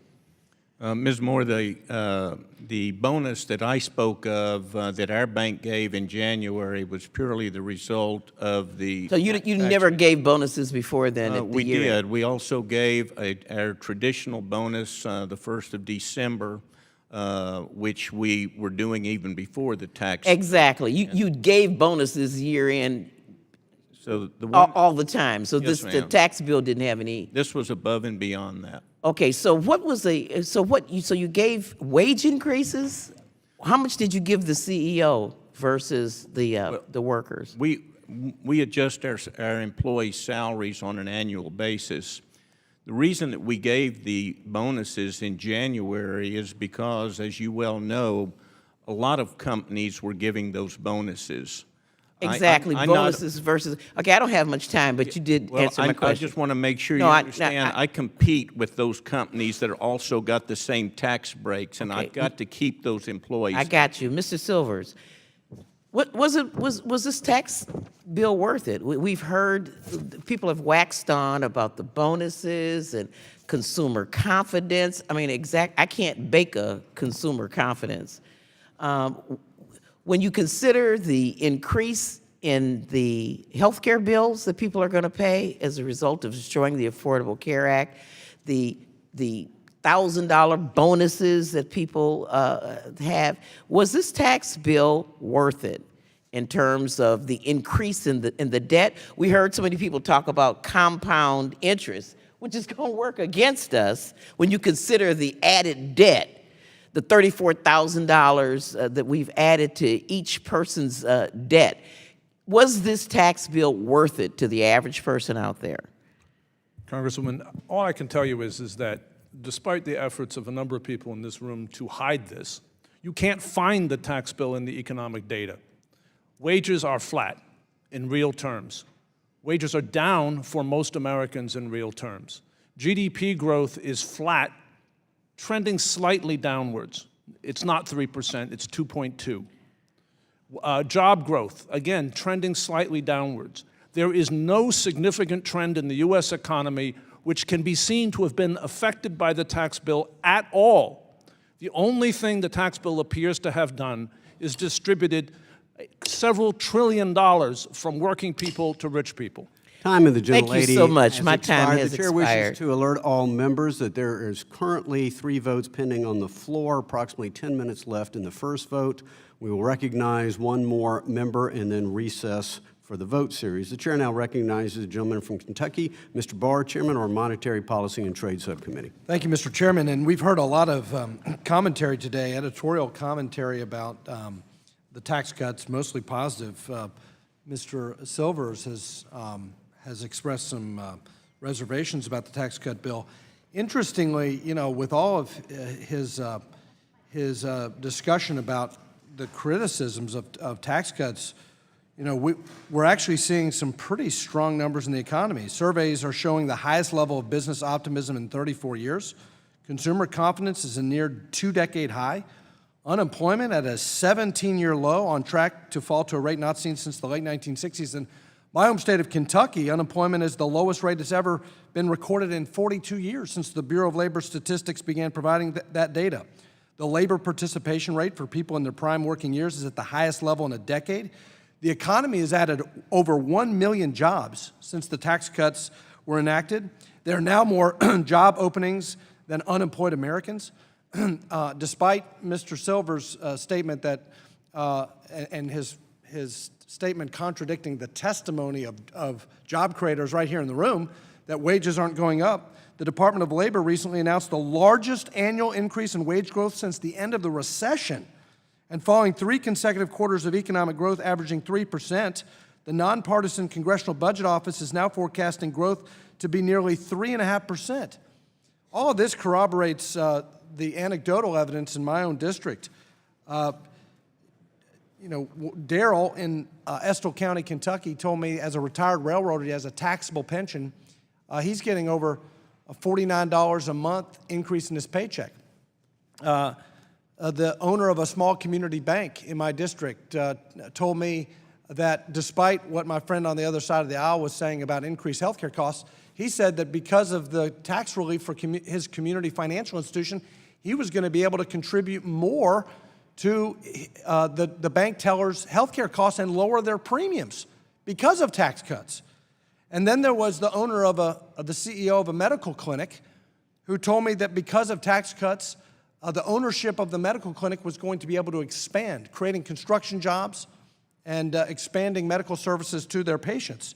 And then there's Chris, who started as a delivery man for a pizza franchisee. He worked his way up. He started buying franchises, and now he owns multiple franchises. He told me because of tax cuts, he was going to hire more workers. He was going to give them all a raise. He was going to open up a new franchise because of tax cuts. And then there was the lady who worked in the factory in Berea, Kentucky, who told me that because of tax cuts, she and her husband were going to be able to afford to buy a bigger home so that their kids would no longer have to share a bedroom. They could live in 2 rooms now. So it's statistics, it's data, it's facts, and it's also anecdotes. It's just as plain as the nose on everyone's faces. These tax cuts are working. They are working. And so, Ms. Kerrigan, what would you say to Mr. Silvers, who says that wages aren't going up? Ms. Miles Olin, what would you say when the survey of the National Association of Manufacturers says that over 75% of manufacturers in America are going to raise wages? Why? What's the disconnect? And Ms. Miles Olin and Ms. Kerrigan. I'm just speaking to what I'm seeing on the street. I mean, and I'm talking with my constituents, my colleagues. It's going up. They're going up. I mean, the minimum wages and the base wages are going up. And one thing is, it's the demand for workers. We have to be more competitive, and as we're more competitive, we have to raise that rate because we want those people to come work for us. Ms. Kerrigan? Well, I think the same. I think those set of statistics belies things that are actually happening on the ground with our small business owners in terms of the demand, the economy, B2B, more customers buying things, but also the indicators and the trends that everything from wage growth, investment going up. In my last 30 seconds, if I could reclaim my time, Mr. Silvers talks about this tax cut bill being a win for the rich. You hear this narrative that this is a win for the rich. Here's the facts. The Nonpartisan Tax Policy Center, households in the top 20% of income earnings will pay 87% of the federal income taxes collected in 2018, compared to 84% last year. By the way, last year, that's a large percentage. By contrast, those in the lower 60% of income earnings will contribute only 4.3% of federal income taxes, compared to 5.3% last year. That is not a win for the rich. That is a win for the lower and middle income Americans. Yield back. Pending the conclusion of votes on the floor, the committee stands in recess.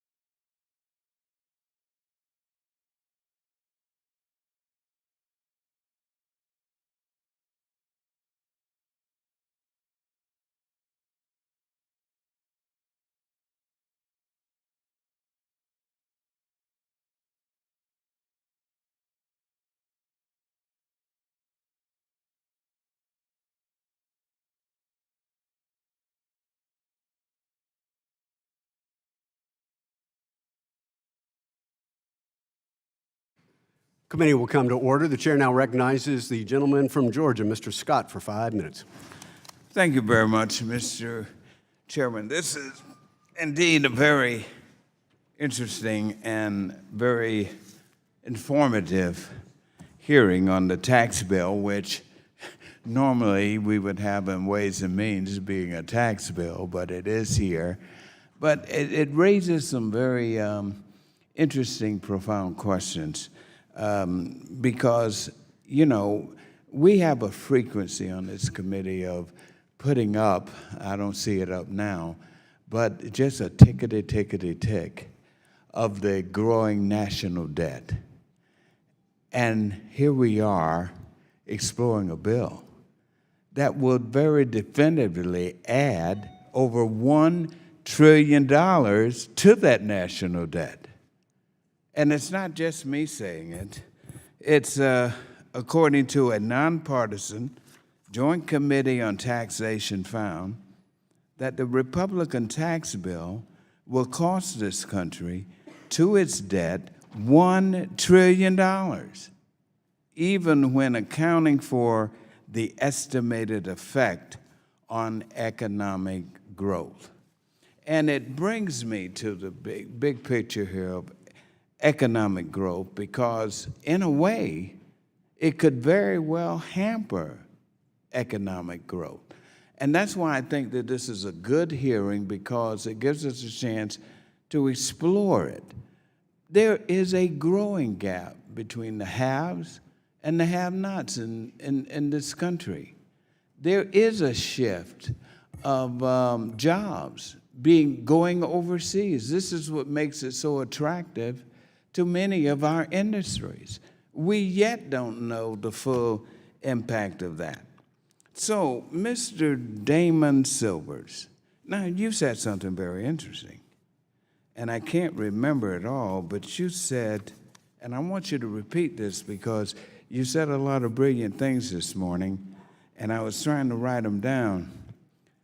But you said something, and this is what I caught, that this bill takes money away that could be used to really help to deal with what I talked about, closing the haves and the have-nots, dealing with other issues that would better lay more of equality of economic benefits distribution than harrowing it to people who need it really the least. And I think that's pretty much what you were saying. I want you to explore on that, but I also want you to deal with particularly your opinion on the effects of H.R. 1 on the overall economic growth. And when I say overall economic growth, I'm talking about economic growth for everybody. You can't have economic growth if it's just positioned up to the top 1 or 2% of the wealthiest people in this country. Can you? Congressman, let me address your first point first. As I said earlier, this country has a severe need for public investment. We have a $3 trillion plus infrastructure deficit, most of which is in public assets. That's infrastructure, that's our inheritance from responsible prior generations that built this country that is deteriorating.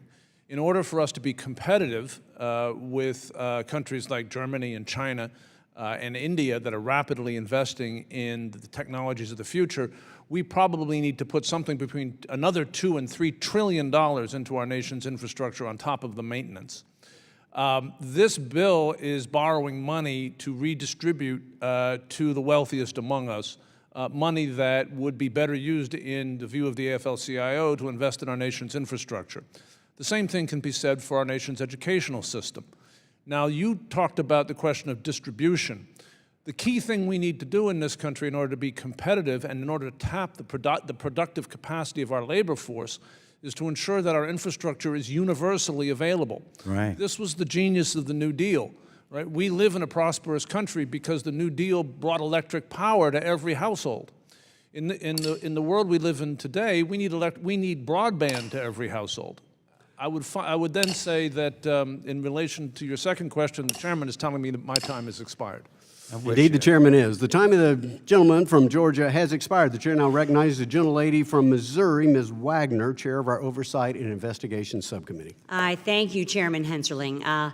Last year, Boeing, which employs over 5,000 of my constituents, not to mention the multiplier effect on the supply chain side of that, announced that they would be investing $300 million as a direct result of the Tax Cuts and Jobs Act. Those dollars, which will be divided equally between charitable giving, workforce training, and workplace improvements, will have a real impact for a generation of workers in St. Louis. In addition to news like that from companies across the country, GDP growth is in fact on the rise for 6 consecutive quarters, and then some. Our job market is strong, unemployment is at a record low, and small businesses are finally optimistic, along with the American people and consumers, about the prospect of growing and reinvesting. Ms. Miles Oland, your company isn't the size of Boeing's, so to speak, but are you seeing these same opportunities? Are you making increased capital investments in your company as a result of tax reform? And how has tax reform enabled you to make these investments? We've seen an uptick in large contracts with larger companies, such as Genie, Winnebago, larger companies, not so much the small onesie-twosies jobs that we had been getting. We're using these to get ISO certified. That's something that we had not been before, and also to implement our training program to be more competitive and to deal with the labor shortage issue that we have, as well as invest in our community college so we can partner with them for labor. You're investing in the community college, investing in training, things of this nature. Yes. Wonderful. U.S. Bank, which is based in my home state of Missouri and has a large presence in my district, announced in January that they would give $1,000 bonuses to almost 5,000 employees in Missouri, while increasing wages for another 1,300 employees to $15 per hour. Mr. Sasser, you actually know how this feels since your bank also gave $1,000 bonuses to your employees. Can you tell me why that is important to your employees? Well, certainly our employees appreciated the bonus that we had given to them. But let me also say that we didn't just give a bonus just because it made us feel good one time. My competitors, other banks in my market, they also got the same tax break that I did. And I not only compete for deposit customers, compete for loan customers, but I compete for qualified employees. And so it is imperative that I pay my people a competitive wage. These are trained people that are very good at what they do. They are what makes our company successful. And so paying the bonus, sure, it made us feel good, but it was something we have to do in order to be competitive. We want our people to be well paid. And all boats rise for all Exactly. employees across the board. We want everybody to be successful.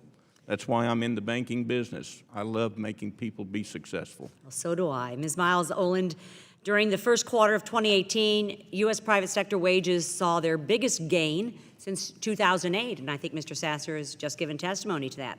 How has tax reform enabled you to pay your employees more?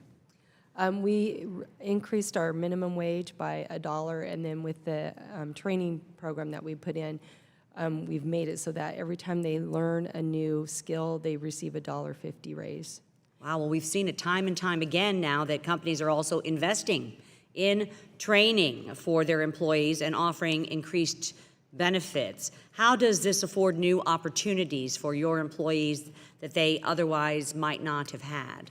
I did see an uptick in our 401k, people opening up a 401k, which really So they're made me- investing for their future. That was really made me happy. I think 3 or 4 people bought a new home this year too. So again, very happy about that. Buying new homes, investing in their retirement savings or for a rainy day, investing in communities, training, wages. I thank you for your testimony here today, Mr. Chairman. I think my time has expired, and I shall yield back. Gentlelady yields back. Chair now recognizes the gentleman from Illinois, Mr. Foster. Thank you, Mr. Chairman. And I'd like to thank the committee here for their anecdotes. I come at this as someone who started a small business with $500 from my parents, and that company now manufactures approximately 70% of all the theater lighting equipment in the United States. We've kept all the manufacturing in the Midwest. Our total employment just went over 1,200 people. And so I'm very, very proud of that, and as well as proud of my brother, who's actually been running the business for a while. But I speak, I believe, for both me and my brother when this tax cut that we got was not something that we asked for and not something that we need.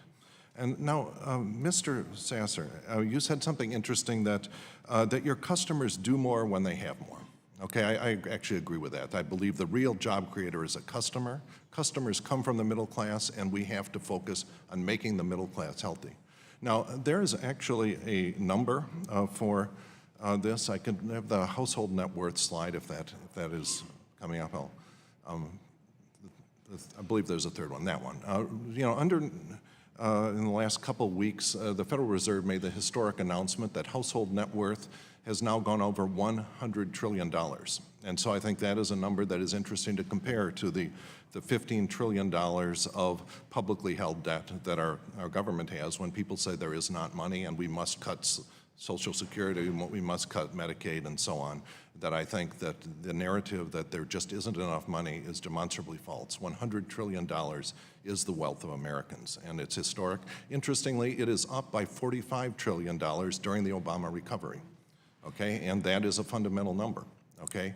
Unfortunately, of course, your customers and all Americans lost about $13 to $15 trillion during the Republican crisis of 2007, 2008.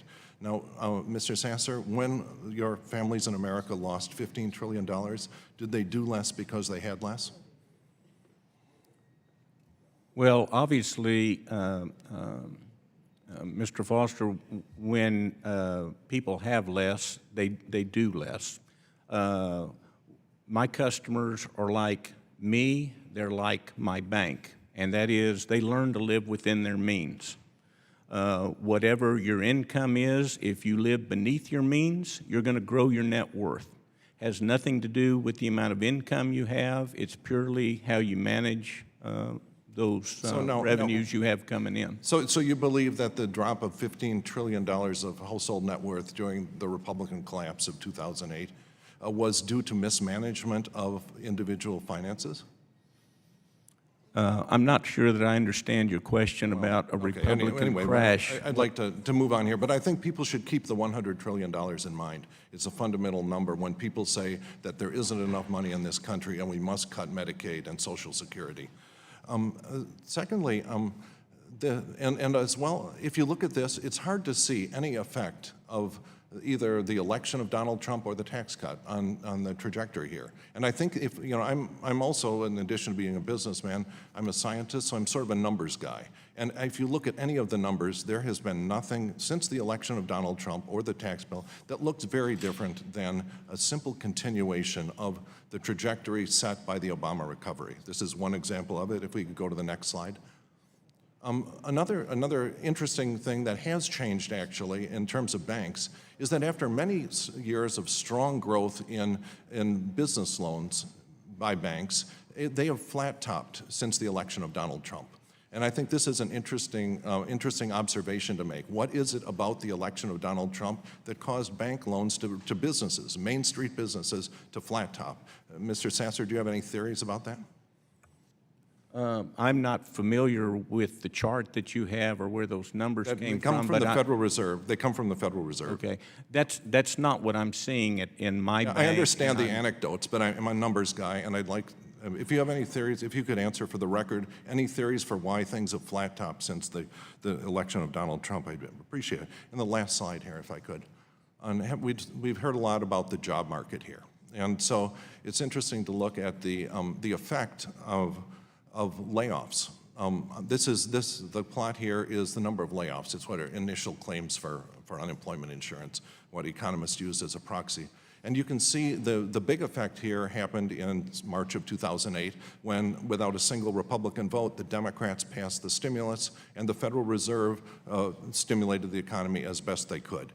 And so that is the fundamental change. Again, you can see no change at all since either the election or the tax bill. What we see continuously, if you look at the numbers, are a continuation of the economic growth triggered under President Obama. Then the best you can say is that so far President Trump has not wrecked the Obama recovery. Thank you. Yield back. Gentleman's time has expired. The chair recognizes the gentleman from Florida, Mr. Ross, for 5 minutes. I thank the chairman, and I thank the panel for being here. While I'm excited by the outstanding performance of today's economy, the strength of our job market, and the optimism of businesses and consumers alike, I want to underscore how important it is for us not to become too complacent. As we've seen over the course of the last 2 years, elections do have consequences, dramatic consequences is that. And while we were fortunate to have President Trump and his pro-growth agenda succeed in the last election, our ability to turn around the economy by cutting red tape and passing tax reform just shows how quickly change can be made. You know, I get on the website of GDP Now, and the Federal Reserve Bank of Atlanta shows that we're right now in a trend for a 4.7% GDP. That's phenomenal. We haven't seen a growth of this economy over 3% in the previous the previous administration for over 8 years. So we are on a pro-growth plan. That's why I think it's absolutely critical for Congress to continue to pass laws that protect Americans from red tape and regulatory overreach while empowering regulators to do their job efficiently and effectively. I think reform of the Financial Stability Oversight Council, and specifically passage of a bill which I introduced with Congressman Delaney, the FSOC Improvement Act, must be a top priority. Mr. Stevens, I'd like to ask you a few questions about the FSOC Improvement Act, with which I believe you're familiar. In your testimony, as an example of the unnecessary or inappropriate regulation, you cite that FSOC and its process for designating non-bank financial companies as systemically important institutions.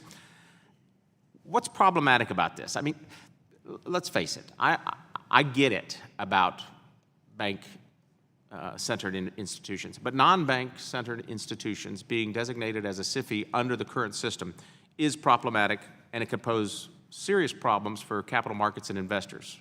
What say you? Well, it's the consequences of the designation, because the consequences under Dodd-Frank are that a non-bank will be regulated as if it were a bank. And not by its prudential regulator? No, by the Federal Reserve in a system of enhanced and with no method supervision. or manner by which to correct it, or for that matter, to rehabilitate. You know, the Federal Reserve understands the banking system. I do not think it understands asset management. And I think fundamentally, asset managers don't fail like banks. They don't resemble banks. They don't pose the risks of banks. And there's never a run on asset managers, is there? The long-term mutual funds, stock and bond funds, weathered the financial crisis better than any other part of the financial system. Do you think that that we are making FSOC's job harder by depriving them of the expertise of a prudential regulator and the remedial powers available to them? Actually, I think the contrary. You're putting the subject matter experts, the capital markets regulators that understand our industry up front. And under your bill, and we appreciate your leadership on it, the Fed stands as a last reserve if the risk that's identified can't otherwise be addressed. Ms. Kerrigan, we've talked about the Jobs Act, and we want to continue to build on the Jobs Act, especially in light of the enacted pro-growth tax reform. How do you see the pro-growth provisions of tax reform interacting with the Jobs Act and any other regulatory reform efforts originating out of this committee aimed at increasing access to capital and the capital markets?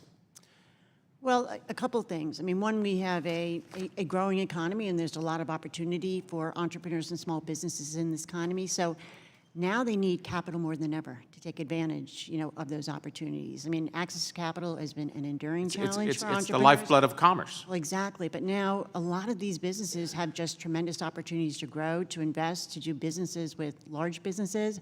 They need the capital. And we're in order starting to see the flow of expand. capital, aren't we? Because of the tax reform plan, as well as what now we've just seen as the first couple of weeks of a regulatory relief under the Dodd-Frank light, as I call it, we're starting to see capital come back into the markets, are we not? We are. And so there's working capital and capital they currently have right now because of the Tax Cuts and Job Acts. That's allowing them to reinvest and expand. But I think if you really want to help a lot of these entrepreneurs and small businesses, they need access to growth capital. And this is where the reforms that the committee has done, that have already passed the House, otherwise that they are considering to improve the capital markets and strengthen capital access is really, really needed right now. Thank you. Mr. Sessa, real quickly, I've only got a couple of 20 seconds. A key pro-growth provision in tax reform can be the difference maker for a company and allow them to make a significant capital improvements. Have you noticed your customers making capital improvements in their business as a result of immediate expensing? Yes, we have. It's another form of capital, if you will, with immediate expensing. That's exactly right. The revenue pie is only so big, and when the government takes a big slice of it, then that's less money available to service debt. As the government shrinks the amount of money it takes from these businesses, that's more money available to service debt. And with more money available to service debt, then we're able to provide more capital for businesses. For business and growth. Thank you. My time is up. I yield back. The gentleman yields back. His time has expired. The chair recognizes himself for 5 minutes. In 2003, I was elected to the North Carolina Senate and served there 3 terms. North Carolina at that time was the highest tax state in the Southeast, both marginal rates and the corporate rates. As such, we were ranked around 44th in economic development. Following 2015 tax cuts in North Carolina and regulatory reform, North Carolina is now a leader in economic development in this country. I'm grateful that the good wisdom of our Congress followed the pattern, the direction of what we did in North Carolina to reduce these corporate rates and to allow companies to expand.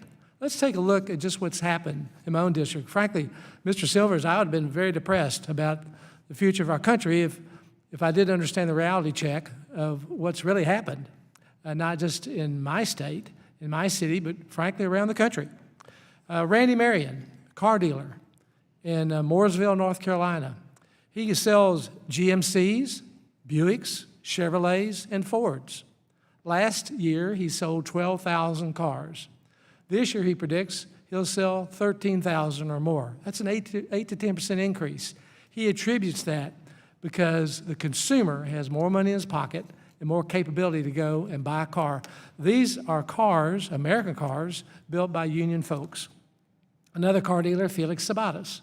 Felix owned the biggest Mercedes dealership. Now he has acquired, just a couple months ago, a big Ford, or started a new Ford and Lincoln dealership, all because of a growing, emerging economy.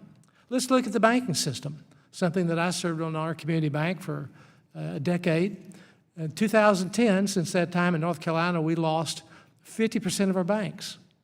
Now, just this year, in the last 2.5 months, we have 6 de novo banks, new chartered banks in North Carolina. This hadn't happened that much around the country during 2015, 16, or 17. These banks are in small towns that have been depleted from capital and credit from the consumers. Now they're going back into those communities. North Carolina now will be a leader, again, in our economic development. But let's look at what's happened around the country. According in the housing market, our home prices are the fastest pace since 2006. Zillow says it's up 8.7%.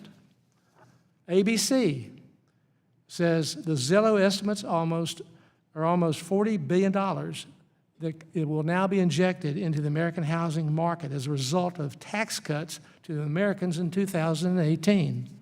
This is not your conservative bent organization. Let's look at a historic low black unemployment. Well, for the first time in U.S. history, the unemployment for African Americans fell below 6% as reported by NPR.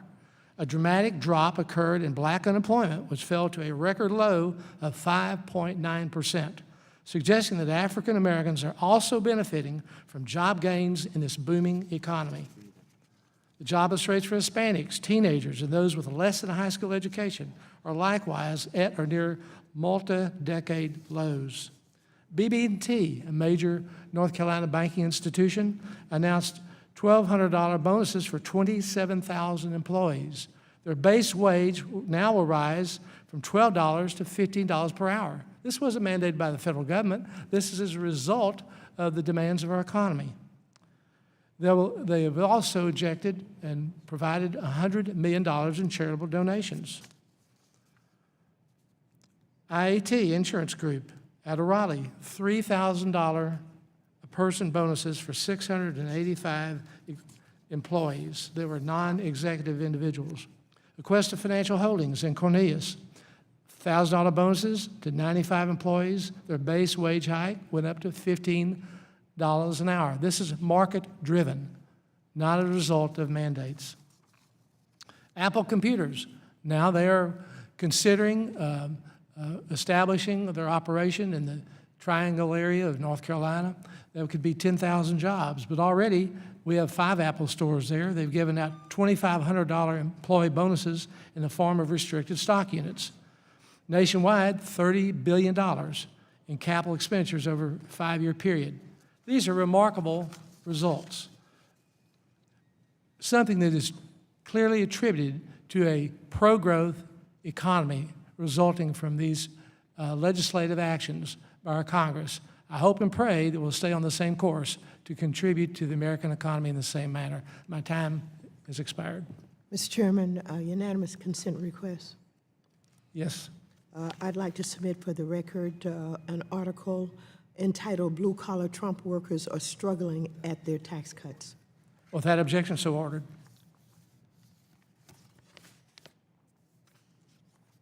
Are there any other witnesses? Yes, sir. Mr. Mooney, recognized for 5 minutes. Thank you, Mr. Chairman, and thank you so much for coming to testify. The goal of this committee is to get our economy moving again. We're seeing that this year, whether it's the tax cuts or the deregulation bills. I know some people maybe want to see us fail, but frankly, free market works. Either you believe in free market or you believe in government running everything and basically socialism. This country is founded on free market values. So we want to unleash the economy, let small businesses, individuals be successful. So I really appreciate, I've looked at your testimony, the organizations you represent, small businesses, manufacturers, investors. I really appreciate your being part of this process so we can hear from you and get bills passed and help our economy. So in that vein, I know that, in 2012, so we can see the results now. It's been over 5 years when we passed the Jobs Act, some SEC relief, and hopefully get some small business startups. And this could be for anybody, maybe Mrs. Kerrigan or Mr. Stevens might have a little more information on it, but how has the Jobs Act helped small businesses and ECGs access the capital markets so far? Either of you want to try on that one? Well, it's been terrific in many regards. I mean, number one, if you look at debt and equity crowdfunding and allowing ordinary investors to invest in startups and regulated platforms, that got off to a slow start only because the SEC took 4 years to implement that rule, those rules. But now you're seeing hundreds, nearly 1,000 startups being able to raise funds, start businesses, and very competitive businesses. So that's been very, very promising. And we think with more reforms, there is a tremendous opportunity to see growth in that regard.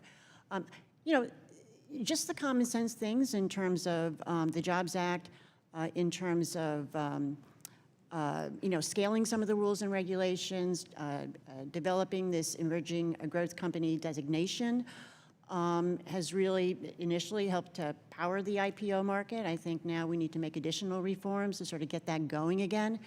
But the Jobs Act has been really terrific for capital formation and capital access. And certainly there's a lot more regulatory reform and streamlining that can get done. to improve the capital markets further.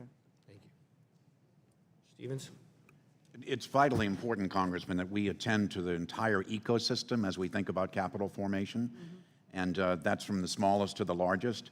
Our members, the registered funds, tend to focus on the larger of those, but you don't become a big company unless you're a successful small company first.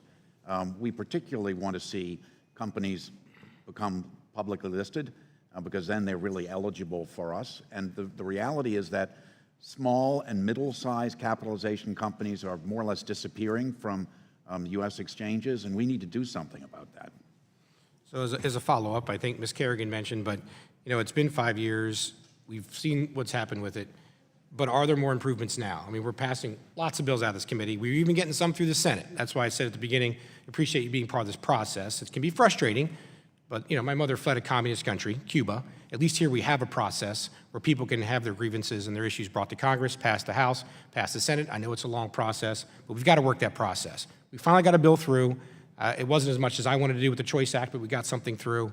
And we can continue to do that on other bills that help our economy. So now that it's been 5 years since the Jobs Act, any specific ideas of bills that we should pass here? Hopefully the Senate will do their job. I do think our president will sign those bills. He's very pro-free market economy. So any specific ideas you might want to share? Well, I list many in my testimony. I mean, some of those have already been passed the committee, passed the House, and it looks like we're gonna have to do it again. Or, the Senate actually is moving on some things. There'll be a hearing next week, and we'll be testifying at that. I mean, the Helping Angels Lead Our Startups Act, the Fostering Innovation Act. I mean, I must list at least 10 reform bills in my testimony. I think one of the things that will be considered tomorrow is by the committee is to extend the emerging growth company designation. It was a 5-year sort of shot clock, if you will, but extending that to 10 years will help those existing companies, but I think will even incentivize the IPO market even more. So it's just a lot of those common sense things that, again, that the committee is looking at and will be looking at in the near future. Only 10 seconds left. Well, I'll yield my time back to the chair. Thank you. Jim yields back. I would like to thank our witnesses for their testimony today. Now, without objection, all members have 5 legislative days with which to submit additional written questions for the witnesses to the chair, which will be forwarded to the witness for their response. I ask our witnesses to please respond as promptly as you are able. This hearing is now adjourned.